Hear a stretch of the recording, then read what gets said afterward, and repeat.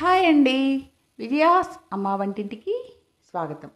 ఈరోజు మన వంటింట్లో పిజ్జా పరాటా ఇంట్లోనే ఎంత సులభంగా తయారు చేసుకోవచ్చో మనము ఈరోజు తయారు చేసి చూసుకుందాం. ముందుగా గోధుమ పిండిని మీరు చపాతీకి ఎలా కలుపుకుంటారో ఆ విధంగా గోధుమ పిండిని తడిపి ఉంచుకోండి. అంటే మీరు పరాటాలని ఒక్కొక్కరు ఒకటి తింటే సరిపోతుందండి. దాన్ని బట్టి ఎంతమంది ఉన్నారో చూసుకోండి. దీంట్లోకి చీజ్, పన్నీరు,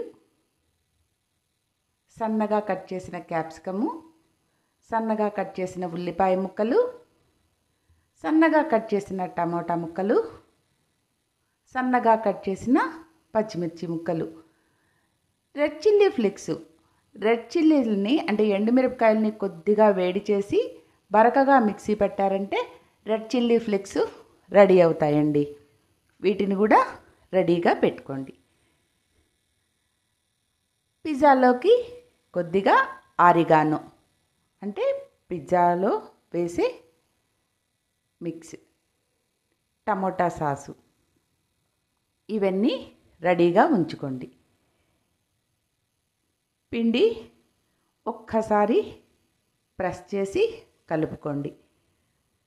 బాగా మెత్తగా వచ్చిన తర్వాత, అంటే మనం మైదా పిండి యూజ్ చేయట్లేదు కదా, అందుకని గోధుమ పిండిని కొంచెం గట్టిగా కలుపుకోండి. ఒక్కొక్క పరాటాకి 2 చపాతీలు కావాలండి. మీరు ముందుగా మీకు కావలసిన సైజులో చిన్న చిన్న బాల్స్గా చేసుకొని, అంటే మీరు చపాతీ ఎలా చేసుకుంటారో అంత చపాతీలని రెండిటిని రెడీగా చేసుకోండి. చపాతీ చేసుకున్నట్లుగానే పలుచగానే నొక్కుకోండి. దీనికి ప్రత్యేకంగా ఏం చేసుకోక్కర్లేదండి. చపాతీకి ఎలా పిండి కలుపుకుంటారో అలానే కలుపుకోండి. చపాతీలు ఎలా చేసుకుంటారో ఆ విధంగానే 2 చపాతీలను చేసుకోండి. 2 చపాతీలు చేసుకుంటే ఒక పిజ్జా తయారవుతుంది. ఇప్పుడు ఒక బౌల్ తీసుకొని దీంట్లో మనం ముందుగా కట్ చేసి పెట్టుకున్న ఆనియన్స్, క్యాప్సికము, టమోటా ముక్కలు,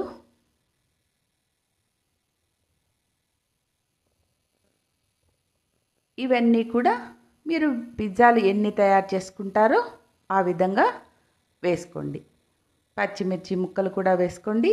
దీంట్లో సాల్ట్ని కొద్దిగా వేసుకోండి, ఎందుకంటే మనం గోధుమ పిండిలో వేసుకున్నాం కదా, దీంట్లో కొద్దిగా వేసుకోండి.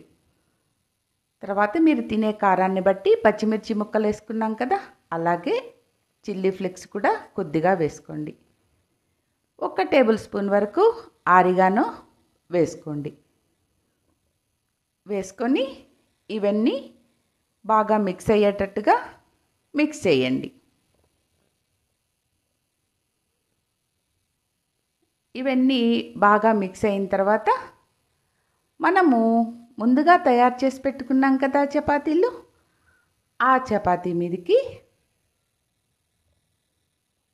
ముందుగా టమోటా సాస్ని అప్లై చేయండి. చపాతీని ఒక ప్లేట్ మీద వేసుకొని టమోటా సాస్ వేసి చపాతీ అంతా వచ్చేటట్టుగా పరుచుకోండి. ఇది వేసుకున్న తర్వాత ముందుగా కొద్దిగా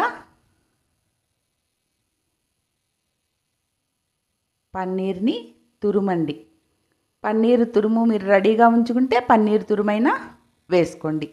చపాతీ అంతా పరుచుకునేటట్టుగా పరుచుకోండి. ఇప్పుడు దీని మీద మనం ముందుగా తయారు చేసుకున్న వెజిటబుల్ మిక్స్ ఉంది కదా, వాటిని మీకు ఎంత కావాలో మీ టేస్ట్ని బట్టి చపాతీ నిండుగా పరుచుకోండి.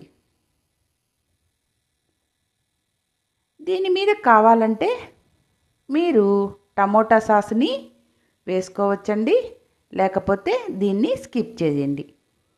ఇప్పుడు దీని మీద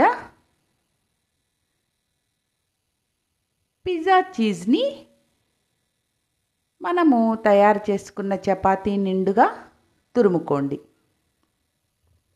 మీరు ఇలా రెడీగా తురుముకోలేకపోతే ముందుగానే తురిమి పక్కన ఉంచుకొని దానిని కూడా వేసుకోవచ్చండి.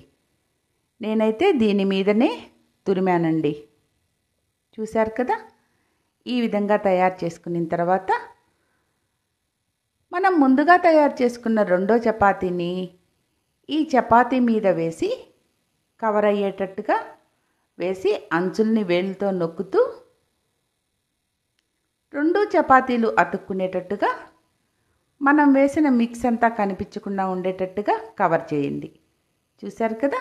ఈ విధంగా ఇప్పుడు ఈ చపాతీని పొయ్యి వెలిగించి పెనం పెట్టుకొని దీని మీద ఆయిల్ కానీ బటర్ కానీ వేసి మనం తయారు చేసుకున్న పిజ్జా పరాటాని వేసి సిమ్లో కానీ మీడియం ఫ్లేమ్లో కానీ మాత్రమే కాల్చాలండి. హై ఫ్లేమ్లో అస్సలు కాల్చద్దు.